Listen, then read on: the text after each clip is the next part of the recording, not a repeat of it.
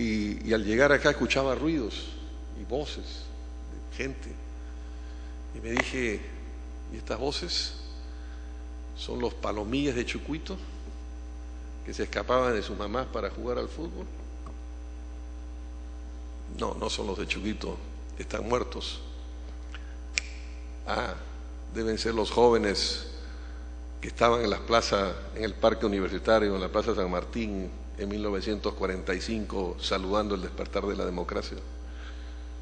Pero muchos de ellos también están muertos. Dije, no, son los jóvenes de 1950 en Arequipa, los que estaban al costado de Villegas y escucharon el silbido de las balas que lo matan, siguiendo a ese caudillo regional y romántico de Mostajo, allí donde el papá de Javier estaba. Pero también están muertos. Y dije, no, entonces son los jóvenes de 1956 en el Teatro Seguro, llevando en hombros a Lucho y a mi viejo maestro Luis Jaime Cisneros. Pero también están muertos. Me puse a pensar, las sociedades son esos pactos secretos entre los vivos y los muertos. Thomas Jefferson dijo que la tierra pertenecía en usufructo a los que vivían.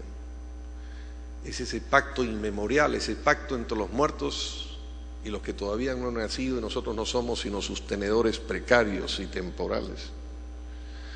Y en consecuencia, cuando esa coalición entra a Palacio de Gobierno, más pronto que tarde, como estoy seguro, una coalición organizada en torno a un gran programa, esas voces estarán entrando a Palacio de Gobierno, son las voces ancestrales, son ese cortejo intergeneracional y memorial que hace grandes a los países. Los países son también ese capital secreto, y ciertamente cuando eso ocurra, estará presente en todos los que entren a Palacio de Gobierno el ejemplo, el trabajo y la extraordinaria vida de Luis Bedoya Reyes, que hemos venido y que ha sido un honor para nosotros estar esta noche aquí para celebrar.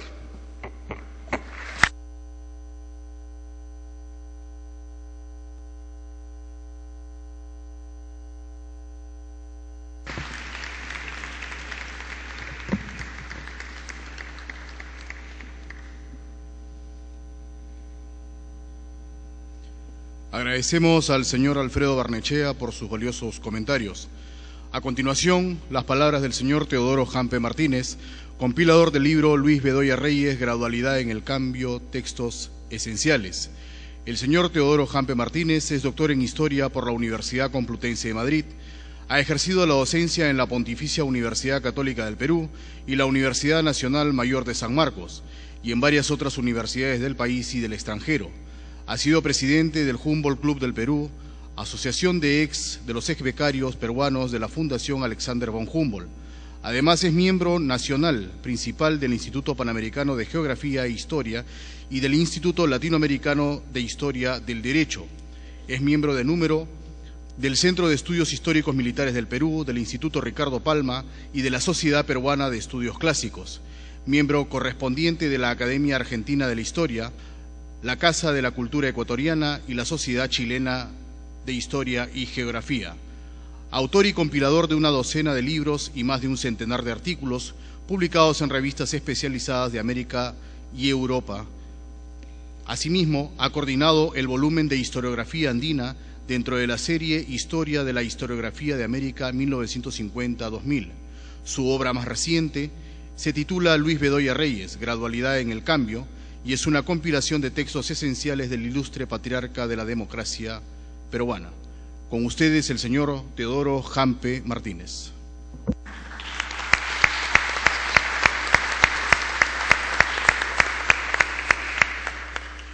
Señor presidente, distinguidos miembros de la mesa, señores congresistas, estimados colegas y amigos, les saludo en una noche tan feliz en la cual vemos coronado los esfuerzos que han tomado algunos años de investigación en torno a este patriarca de la democracia peruana, como es el doctor Luis Bedoya Reyes. Quería compartir con ustedes la particular alegría que siento de ver el libro ya presentándose en letras de molde, con la debida paginación, la selección definitiva de unos textos que en principio eran demasiados y no podían entrar en un volumen más o menos presentable. He oído con mucha atención los comentarios que han sustentado tanto don Arturo Salazar Larraín como mi buen amigo Alfredo Barnechea, que provienen no solamente de sus experiencias personales respectivas, sino también de su amplio conocimiento en materia de política peruana y latinoamericana en general.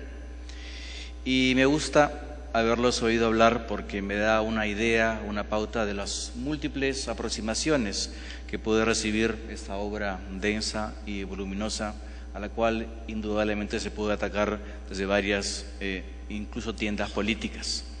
Y espero que sea obviamente bien recibida por la crítica y por la prensa especializada.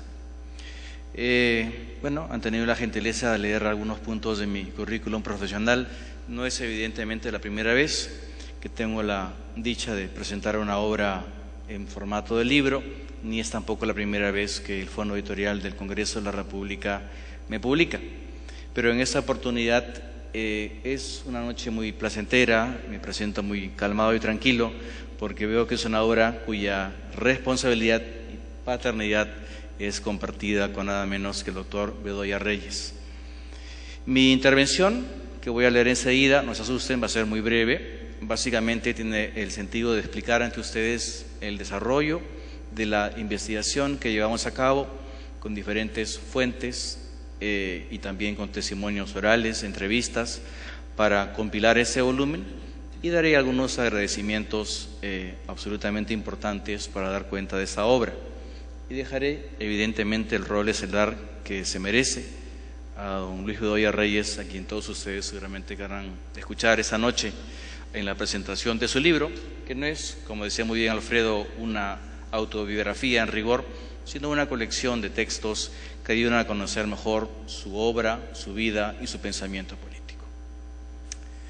Digo pues, trabajar en la presente investigación sobre la fecunda vida y obra y el pensamiento político del doctor Luis Bedoya Reyes ha sido ciertamente una de las experiencias más gratas y edificantes de mi vida profesional.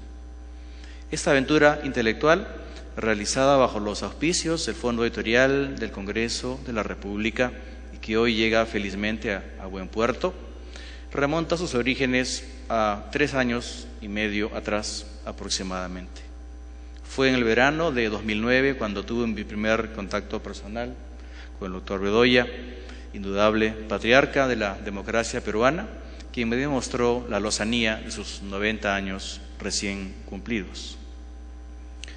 Muy pronto caí en la cuenta de que el relato de su propia vida estaba firmemente enraizado en la mente de mi interlocutor, quien era capaz de reconstruir con pelos y señales los más diversos detalles de su larga existencia. Las palabras, los recuerdos, fluían de sus labios con absoluta precisión, de tal modo que al dejar la entrevista en cualquier episodio de su biografía podíamos empalmar sin mayor problema con lo que venía después, porque se encontraba todo hilvanado en una trabazón casi perfecta. Y venía esto acompañado además de un gran acopio de fuentes documentales, entre las que se encuentran diplomas de su formación secundaria en el Colegio Nacional de Nuestra Señora de Guadalupe, registros de notas y graduaciones en la Universidad Nacional Mayor de San Marcos, cartas de personajes variados de la política peruana y latinoamericana y un sinnúmero de testimonios gráficos de su vida familiar y pública guardados cuidadosamente en álbumes. Laborar bajo estas favorables, dispendiosas circunstancias hacía que el trabajo resultara para mí complicado, no tanto por la búsqueda más o menos agobiante de fuentes, sino más bien por la superabundancia de materiales y la evidente incapacidad de someter todos estos al proceso de edición e impresión. Procedí entonces al ejercicio intenso y aleccionador de repasar una y otra vez aquellos recortes de prensa, artículos y comentarios de diversos autores, discursos, mensajes y notas que el doctor Bedoya había acumulado a lo largo de sus campañas políticas, como también las memorias de su gestión en la Alcaldía de Lima y otros documentos de recordación, a veces feliz, a veces ingrata, en la política peruana del siglo XX. Algunas reuniones complementarias en su oficina de Miraflores y múltiples conversaciones con el doctor Bedoya al hilo del teléfono sirvieron para ir perfilando esta obra en su dimensión definitiva, bajo el título Luis Bedoya Reyes, Gradualidad en el Cambio, que resulta ser un volumen de más de 700 páginas dividido en 11 capítulos y con un abundante conjunto de ilustraciones que contribuyen a enriquecer notablemente los textos. Pienso que aquí está plasmado lo más neurálgico y lo más visible de una experiencia de vida larga y proficua. Recordaré que el doctor Luis Bedoya Reyes fue secretario general del Partido Demócrata Cristiano en 1956, ministro de Justicia y Culto en 1963, y luego fundador y presidente del Partido Popular Cristiano de 1966 al 99. Elegido por el voto popular para desempeñar la alcaldía del Consejo Provincial de Lima en 1964 y 1967, y para ocupar un escaño en la Asamblea Constituyente de 1978-79, donde tuvo una destacada participación. Si bien no logró éxito en sus sucesivas candidaturas a la presidencia de la República en 1980 y 1985, es digno reconocer su limpia y brillante participación en los debates ideológicos, su encendida defensa del Estado de Derecho, su polémica oratoria y su cuidado por la prosa y la vocación personal. Todo esto ha hecho absolutamente imprescindible reunir en una obra como la que hoy presentamos los textos, discursos, entrevistas, biografías y semblanzas acerca de tan importante personaje que sigue constituyendo una figura lúcida y eminente en el firmamento político de nuestro país.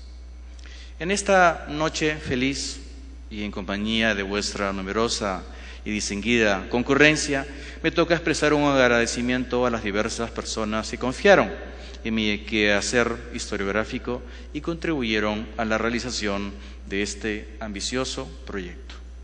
Ante todo, a los representantes del primer poder del Estado, que alentaron la obra desde su escaño de parlamentarios o desde su posición directiva en el Fondo Editorial del Congreso, como es el caso de la doctora Marta Hillebrand y del señor Guido Lombardi Elías, experimentado periodista, que formaron parte de la representación nacional que feneció en julio del año pasado, y del doctor Víctor Andrés García Belaunde, buen amigo mío, y del congresista Renan Espinosa Rosales en la presente legislatura. No puedo dejar de mencionar al buen compañero de labores Rafael Tapia Rojas, que con especial brillo dirigió las labores del Fondo Editorial del Congreso por muchos años, y también a su generoso y eficiente equipo de colaboradores. También recibí apoyo personal y logístico de parte del estudio Bedoya Abogados y Asociados y del despacho del congresista Javier Bedoya de Vivanco. Hoy la labor queda impresa en letras de molde y puede correr por las manos de los lectores como un volumen más de la serie de reconocimientos o textos esenciales del Congreso de la República.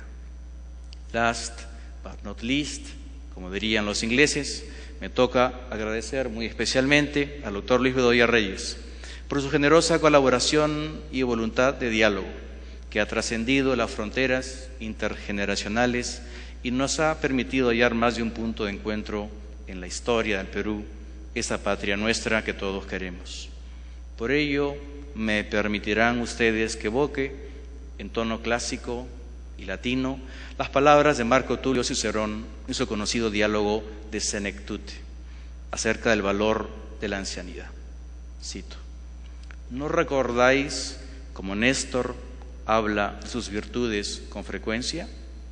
Ya se encontraba en la tercera edad y ya no temía nada, y no daba la sensación de insolente o pedante hablando sobre sí mismo. Dice al respecto Homero: de su lengua fluía el discurso más dulce que la miel, para lo cual obviamente no necesitaba la fuerza corporal. Incluso aquel general griego Agamenón nunca deseó tener 10 consejeros como Áyax, sino uno solo, como Néstor. Si hubiera sido así, se habría conquistado Troya en menos tiempo. Muchas gracias.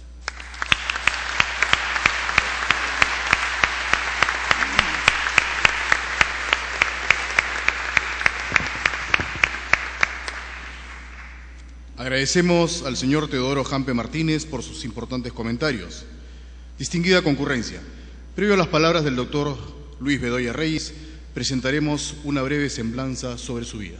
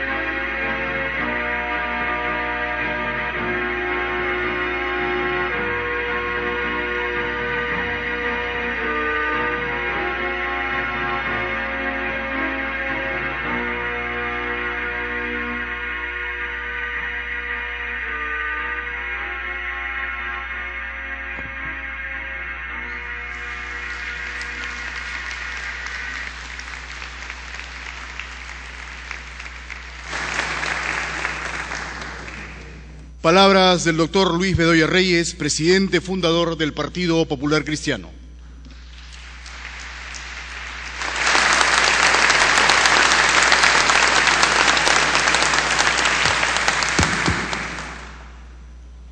No sé cómo los podré compensar.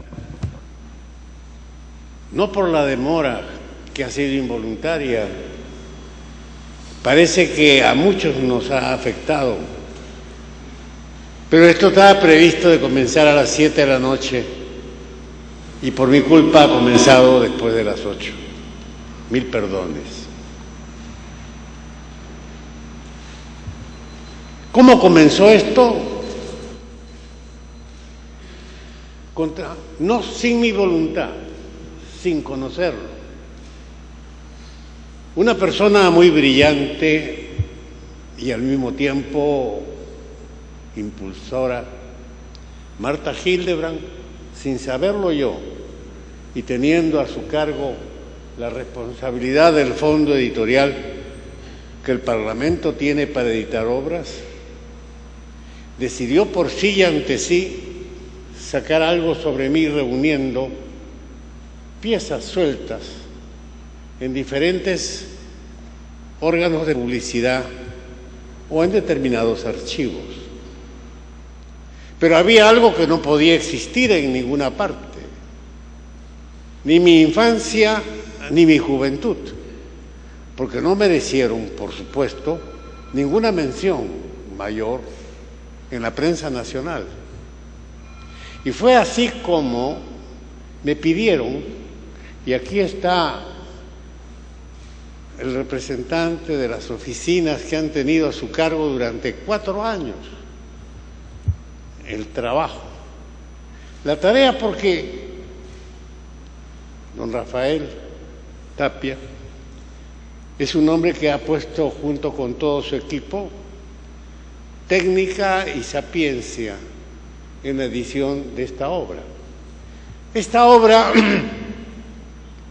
no tiene una sola línea escrita para ella por mí.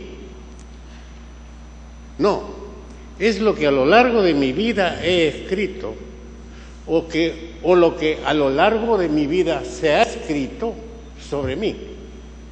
De manera que este volumen de cerca de 700 páginas es simplemente un documental. Si piensan que aquí van a encontrar un escrito que yo haya producido en los últimos años, no lo van a encontrar. Encontrarán declaraciones ante los periódicos. Por eso, ya que me había metido en esta aventura y tuve entonces que escribir sobre mi vida en el colegio y sobre mi vida en la universidad y al mismo tiempo sobre mi juventud y mi infancia, que de repente me animé y estoy en un parto intelectual doloroso. No creo que reclame cesárea, pero tengan la seguridad de que voy avanzando, aunque lentamente. ¿Por qué? Porque este libro me ha detenido durante mucho tiempo, aunque yo no haya escrito nada para él. Imagínense que van a encontrar quienes lo adquieran, porque tengo entendido que el fondo editorial, y aquí no hay ningún representante de él, esto se vende igual que si fuese una mercadería para la plaza pública. Han costeado su impresión, han acumulado los documentos. La extraordinaria tarea de organizar esos documentos, ordenarlos y darle un contenido orgánico a esa documentación tan abundante que solamente comprende la mitad de lo que se recibió, felizmente, ha sido teoría. La práctica, la profesión y la habilidad del profesor Hampe. No lo conocía yo antes. Fue un entendimiento directo con la gente del Fondo Editorial del Congreso. Yo he conocido, y como un privilegio, a Hampe después que hemos comenzado el trabajo. Y por eso dije, hay algo tan especial en el destino de esta obra que es preferible ver cómo se continúa. Y dije, cuando me preguntaron al final ya, terminado el molón ese que sale de páginas, ¿no? Y que comencé a leer apresuradamente, había que prologarlo. Bueno, los fondos iniciales fueron en tiempos, imagínense si tiene antigüedad el asunto, de Marta Hildebrand con la presidencia en la Cámara de Alba Castro, es el presidente del APRA. No sé en qué periodo ha sido presidente, pero hace algunos años. Cuando ya iba a salir, el prólogo estaba de turno a Abu Ghataz. De manera que aquí está el prólogo de Abu Ghataz, no del actual presidente. Y en el trabajo han quedado accidentados muchos de sus autores materiales e intelectuales, porque parece que en el Parlamento las cosas se renuevan con mucha velocidad. Y parece ser que mudan a los funcionarios y simplemente uno encuentra de repente que no he venido ni una sola vez a pisar el Parlamento en el Fondo Editorial, no conozco sus oficinas y de sus jefes he conocido a los que fueron a mi estudio para conversar conmigo. De manera que mi participación en la obra es simplemente la de quien tiene el orgullo de ver reunido por mano ajena y talento ajeno lo que yo he producido a lo largo de mi vida y que nunca habría podido yo reunir. De manera que a quienes aquí trabajaron para esta obra y a quienes ella la hicieron de la nada, muchas gracias. Pero había necesidad de algo también diferente. Cuando me preguntan, doctor, ¿y cómo armamos la ceremonia? Pensando como de costumbre, Bedoya se recueste del partido, la gente del partido, pues en fin, le hará la presentación correspondiente. Estoy con catarro porque he hablado 7 veces durante los homenajes a Ernesto Alaiza. Tanta resistencia tampoco. De manera que esta mañana me tuve que echar un discurso ante la familia y la gente íntima amiga, como le decía a mi señora que está ahí al frente. No había sino cabezas blancas y caras arrugadas. De modo que, pero que todos conocían la vida de Alaiza. Y había que pulirse porque para hablar delante de quien conoce la verdad hay que tener cuidado. Nadie admite el contrabando ni la ficción. Y por eso he tenido que pulirme más con otro agregado. Normalmente yo soy de pista larga, pero aquí hay que sintetizar. Y recordaba yo que un famoso escritor que tenía 5 días, un famoso intelectual, leyendo, su mujer le pregunta, ¿pero cómo si solo vas a hablar 15 minutos? Llevas tantos días leyendo. Ay, hijita, si tuviera que hablar 2 horas no tendría que leer nada. Pero para sintetizar en 15 minutos lo que debo decir, tengo que leer mucho para saber escoger.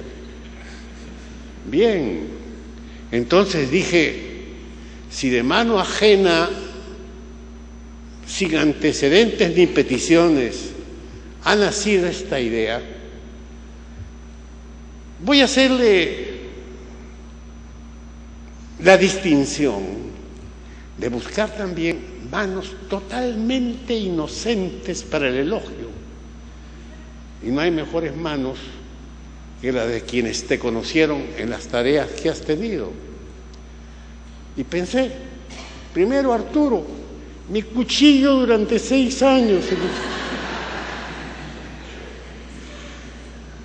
¿Por qué? Éramos amigos, y muy amigos. Algo más, la vez que fui candidato a la presidencia de la República, él me ayudó para escribir algunos de las exposiciones que se hicieron, pero siempre discrepantes. Era un beltranista cerrado y un defensor de la economía de empresa, de la libertad de empresas, a ultranza. Y entonces tenía con él muchas discrepancias, pero la principal fue que cuando llegó al municipio, llegó en la lista opuesta a la mía. Y prácticamente lo empujaron como neutral, independiente, ¿no es verdad? Sin acusación posible de partidarismo y de sectarismo, para que encabezara la oposición cuando de cosas intelectuales se trataba. Felizmente lo designé inspector de teatros y cultura. Espectáculos, no, él dice de espectáculos. Y nuestra intimidad vino cuando llegó aquí, ¿cómo se llama ese bailarín cubano? El mambo, que tiene 2 méritos. Cuando lo trajo Pérez Prado, con un baile que era evidentemente indecente, y vaya que si Arturo está tan ligado a la rectitud de la fe, que se escandalizó y prohibió que se apareciera en el teatro municipal el sambo cubano que traía un bailecito que no sé qué nombre tan especial le pusieron, pero que era que la dama se iba agachando en la danza, hasta que no le quedaba más descanso que su propio taco del zapato. Y él, por supuesto, se indignó, pero se quedó solo, porque nadie quería darle amparo a la prohibición en el propio Consejo. Tuve que sacar mi pecho para imponer la razón, ya no de la fe, sino simplemente de la decencia. Desde ahí ya entramos en una amistad distinta, nos comenzamos a entender y hemos tenido una amistad sin perjuicio de las discrepancias, que dije, Arturo sería un buen lector para decir muchas verdades, porque me fiscalizó durante 6 años en el Consejo Provincial de Lima y confesó al final, lo hemos expurgado por todas partes, lo hemos espiado, lo hemos seguido y nunca le hemos encontrado una falla. O es un grandísimo zamarro o es realmente un inocente. Lo malo...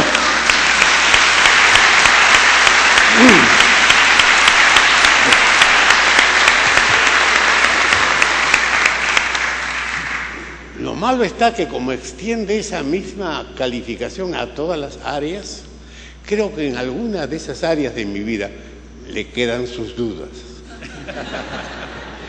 No estoy totalmente limpio en la memoria de Arturo, pero fue porque él mismo llamaba a las artistas que tenía que calificar para armarse de valor frente a ciertas peticiones y a ciertas escenas en las cuales el púdico Arturo temía fallar.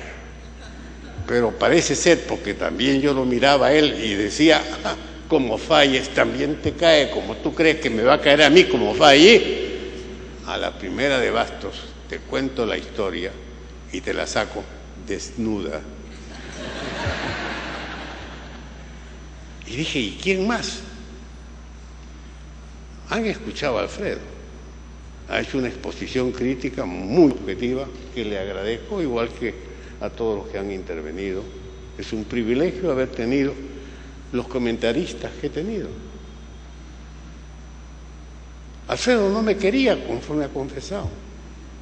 No solo no me quería, me tenía cierta ojeriza.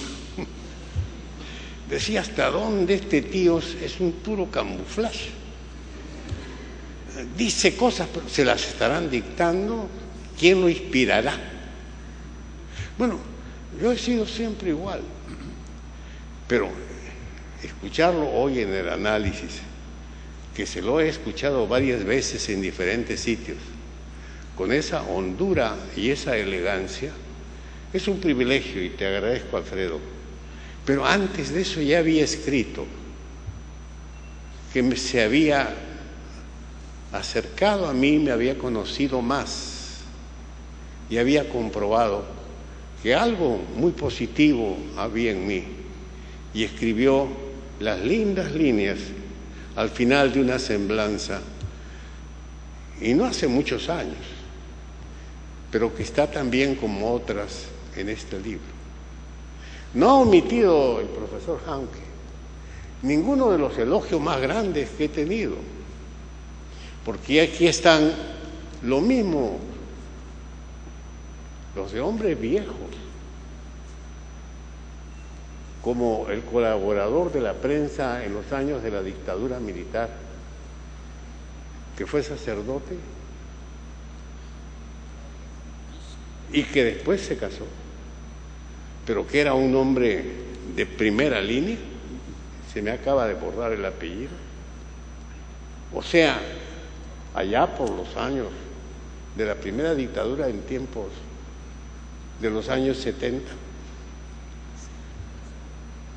hasta los últimos comentarios, pasando por los de Chirinos y por los mismos que ha mencionado Arturo, cuando recién después de haberme reconocido, me confió su diálogo con François Bourricot, que había guardado con gran severidad, seguramente para no darme alas, teniendo el beneficio de una opinión como la que le había expresado uno de los más grandes sociólogos americanistas, que el mundo ha producido a través de este francés, gran catedrático en las universidades de París. En el caso de Alfredo, está limpio y libre de toda sospecha cualquier expresión que haga.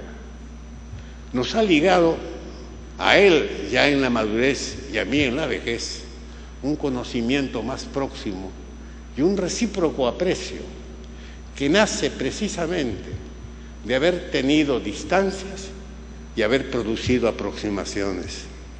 Por eso, muchas gracias por la generosidad de tus expresiones y ojalá te hayan grabado, igual que las otras intervenciones, para poder conocerlas. ¿Cuándo? Como me cogieron en la necesidad de escribir sobre mi infancia y mi juventud, tuve la suerte de que me la estaban pidiendo cuando había cumplido 80 años.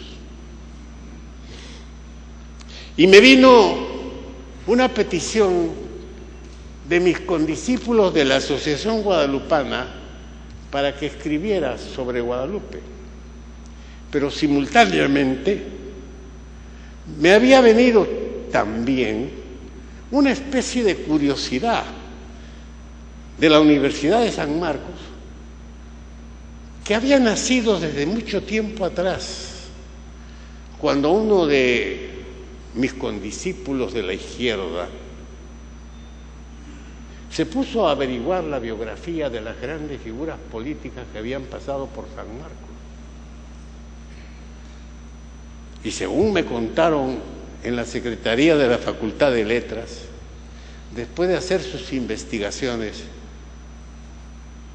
cesó en su inquietud, porque se había encontrado con el desgraciado de Bedoya, que tenía las más altas notas, las mejores menciones honrosas, y que superaba la intranquilidad de los políticos clásicos, cuya carrera política universitaria estaba más en el partido y en la causa que en los estudios y en la profesión. Yo me dediqué mucho a la profesión sin pérdida de mis impaciencias ideológicas y por eso seguramente saqué buenas notas. Sin embargo, hubo algo que me movió mucho. Bueno, ¿y de dónde nos viene esto?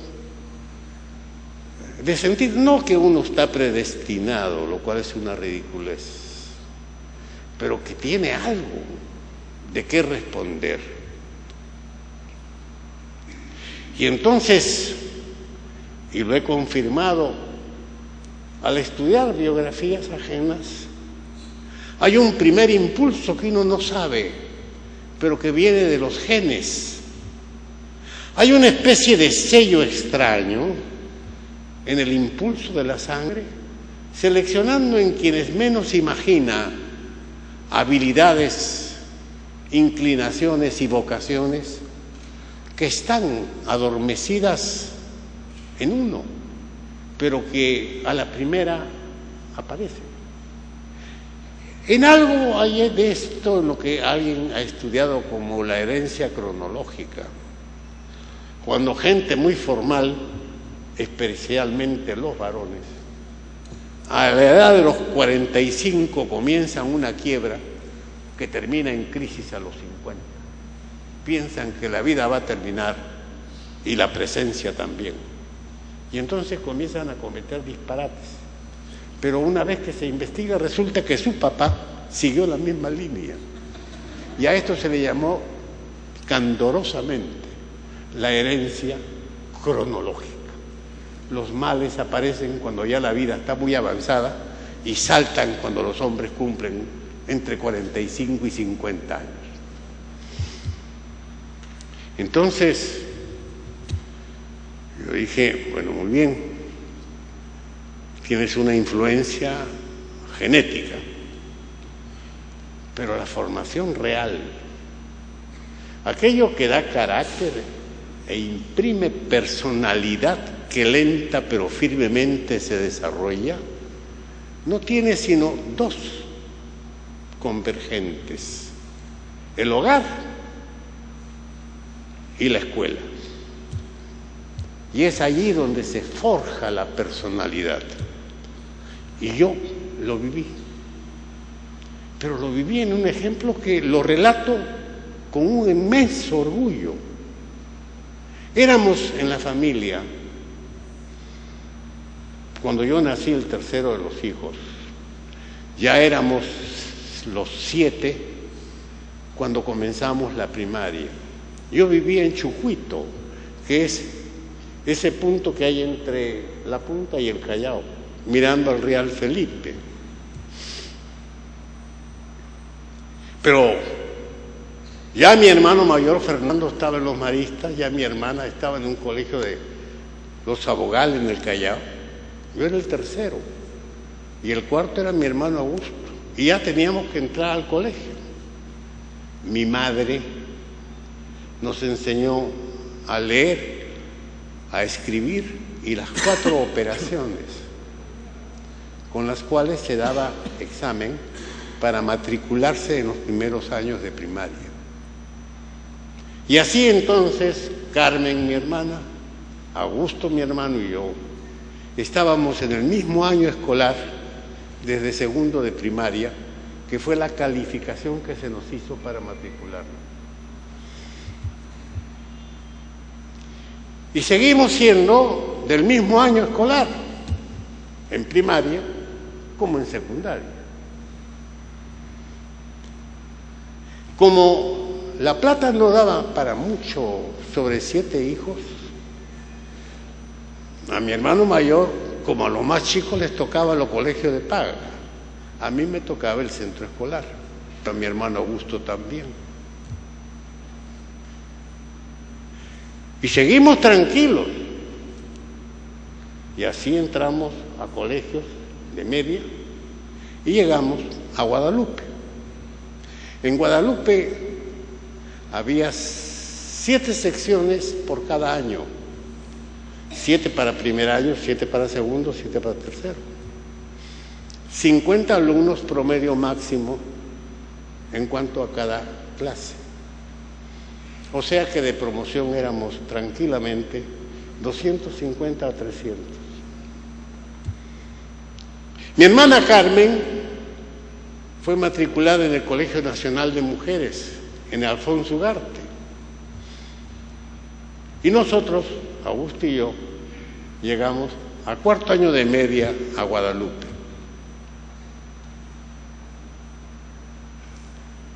Guadalupe era muy severo, y aquí lo relato. En carta dirigida agradeciendo el saludo de los guadalupanos, conté a los guadalupanos cómo éramos en el tiempo en que estábamos en el colegio. Y como el gitano no le puede contar el cuento al gitano, ni el guadalupano puede mencionar algo que no sea exacto ante el guadalupano que también hizo la misma escuela, pues tenía que sujetarme a la más estricta verdad. Y entonces les conté. Llegamos a 4º de media, pero yo venía del Centro Católico de Miraflores, donde nos ilustraban con respecto a los problemas del desarrollo mundial, del debate, de la circunstancia internacional, al mismo tiempo que se estudiaba sobre el país. Y don Manuel Sánchez Palacios, profesor, tenía un sistema que después ha resultado el sistema pedagógico más probado. Nos dejaba ver, señalándonos la lección siguiente, en el texto de Malet, que era el texto básico de la historia mundial, la lección siguiente, para que leyéramos ahí y en otros textos con respecto a lo que se iba a ver en la lección siguiente, y a través del paso del alumno calificarlo con nota para la correspondiente libreta. Fue mi garbanzal. Desesperado, quería que me tocara ya el llamado del profesor, y terminó ocurriendo.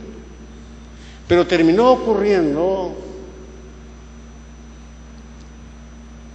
en temas como la Revolución Francesa, que me encantaba, y me despaché más allá y tuvo que detenerme. Agarré pista desde entonces, y si no me paraban, yo continuaba.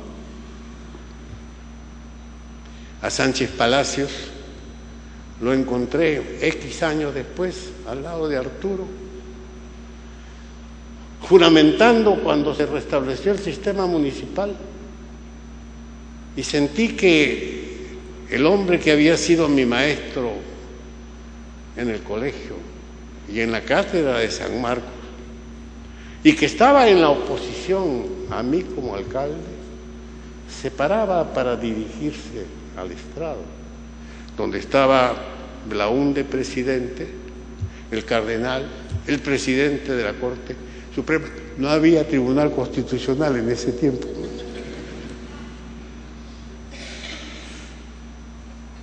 Sentí algo extraño y le dije: perdón, presidente, si me permite, doctor Sánchez Palacios, le ruego que me espere. Iré por usted para traerlo a la juramentación en el estrado. Desde ese momento la oposición cambió y estábamos todos juramentando en el primer día. Yo no lo calculé, lo sentí. Y desde entonces siempre he sido muy obediente en el impulso que he sentido como inspiración transformado en mandato. He tenido fe, algo que podríamos llamar intuición o no sé qué. Pero vuelvo a mi relato de mi mamá, porque en Guadalupe la premiación era presidida por el ministro de Educación. Yo había sacado la contenta de cuarto año y estaba el general Montañer, no el que conocemos todos, sino el papá, el coronel Primitivo, que fue de la escuela francesa en tiempos de Benavides, año 35-36, que venía del Colegio Nacional de Mujeres, donde también oficialmente se premiaba en una actuación presidida por el ministro de Educación. Yo había recibido la llamada en Guadalupe, era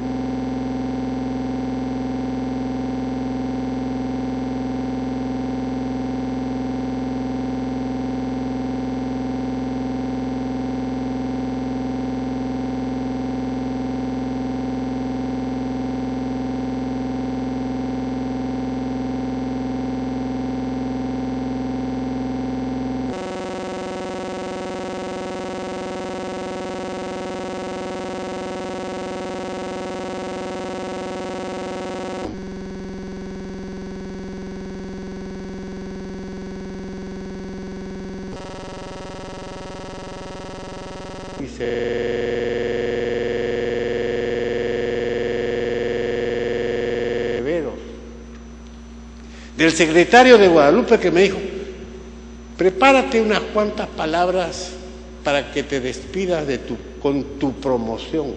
Es todo lo que recibí. Y entonces le pedí a mi padre que me ayudara para pronunciar esas palabras.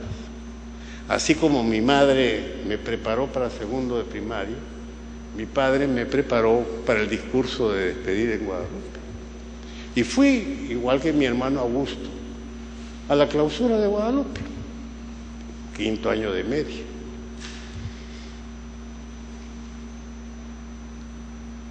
Para sorpresa, al momento de dar el segundo premio de quinto año de media, el secretario del colegio llama a Augusto Bedoya Reyes y Montañez se extraña y dice: ¿cómo?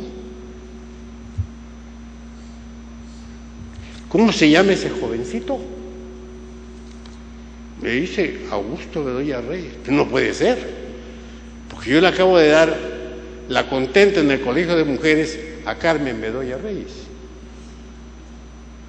Entonces el doctor Arnáez, director del colegio, le dijo, entonces espérese usted un ratito nada más. Fue mi hermano Augusto, recibió su contenta. Y grande la sorpresa de Montaña cuando dicen Luis Bedoya Reyes, la medalla de oro.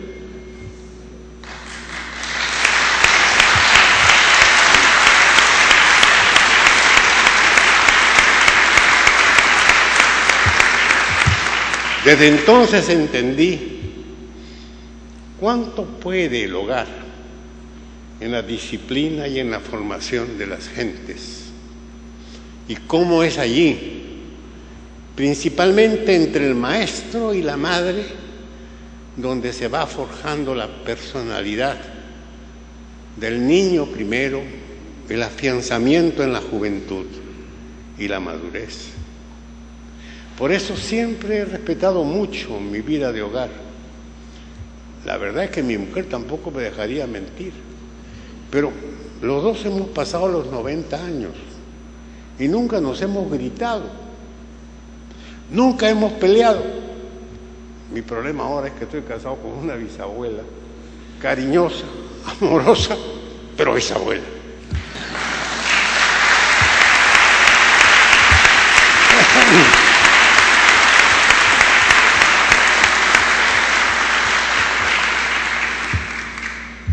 Cuando me tocó San Marcos fue algo parecido. Yo no sé por qué aparecieron para pedirme mis impresiones de la vida sanmarquina cuando cumplí 80 años. Este libro contiene lo que le contesté a Guadalupe y lo que le contesté a San Marcos. Directamente a ellos, a la Asociación de Guadalupanos y a las autoridades de San Marcos. Y en esa vida sanmarquina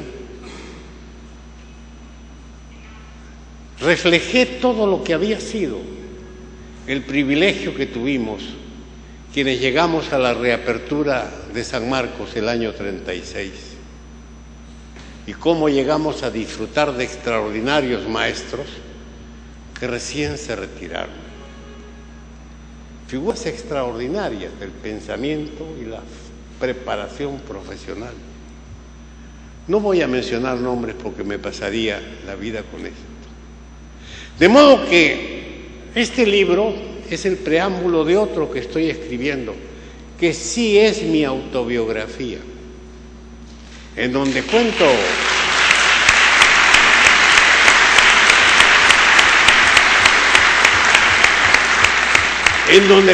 por ejemplo, cómo me fue en la polémica sobre la reforma agraria con Héctor Cornejo en plena dictadura velasquista, teniendo como referee a Alfredo Barnechea, que estaba en el timón. Y también cuento cómo fue mi vida en la municipalidad cuando tenía como fiscal a mi buen amigo Arturo Salazar Larraín. A usted, mi querido amigo, no lo conocía, pero sabía que usted no perdonaba nada. Tan no perdonaba que de cerca de 1000 tan y pico de páginas me redujo la obra así escuetamente a 700, casi. Felizmente, en las 10 fotografías que cicateramente me dan al final y que aparecen ahí fuera de la carátula, tengo una buena fotografía del día de mi matrimonio, con lo cual mi mujer quedó calmada, porque ¿y dónde estoy yo? La vida es muy sencilla. La vida tiene mucho de humanidad que nosotros desperdiciamos, pero que si supiéramos cultivar, nos aproximaría mucho más a alguna felicidad en la tierra frente a tanto problema y tanta dificultad. No puedo ocuparlos más porque sé que la hora ya está muy avanzada. Solo quiero decirles que agradezco su presencia. la calidad de este auditorio, y todos nos conocemos, es un privilegio. Cuando veo las personas que se han tomado la molestia de venir, dije, será por escuchar a Salazar, a Barnechea, a Jampe, de repente también a mí. Y dije, conforme he pasado la vista, qué buen equipo, qué tal capacidad de convocatoria. No estás todavía en el huesero, Bedoya. Y realmente siento el orgullo de que gentes, algunos que todavía han jugado conmigo frontón, que es otro de los errores de este trabajo. Hacen el elogio de que todavía fumo. Me vino una rinitis alérgica que me quitó toda la prosta del cigarro hace 3 o 4 años, hijo. Ni más volví a fumar. Hay otro que dice, y se presenta el Club Regatas a jugar.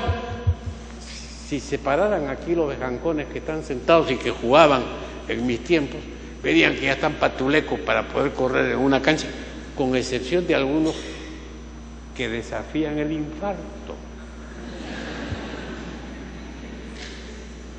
Y si se pensara que uno puede pronunciar discursos de plazuela, libre de cualquier preocupación respiratoria, mentira.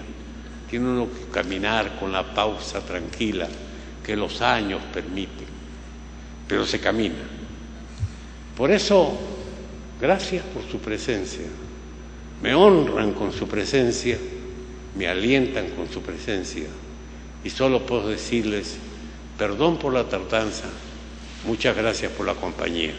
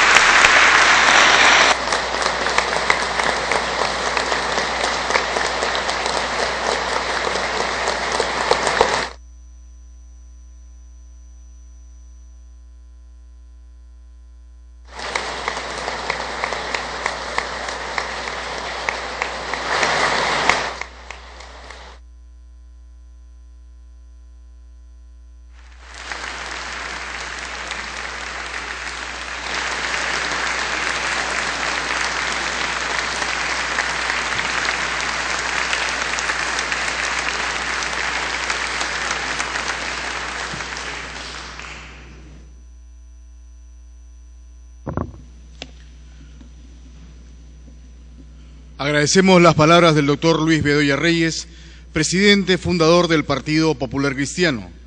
Finalmente, las palabras del señor Raúl Castro Estañaro, presidente del Partido Popular Cristiano.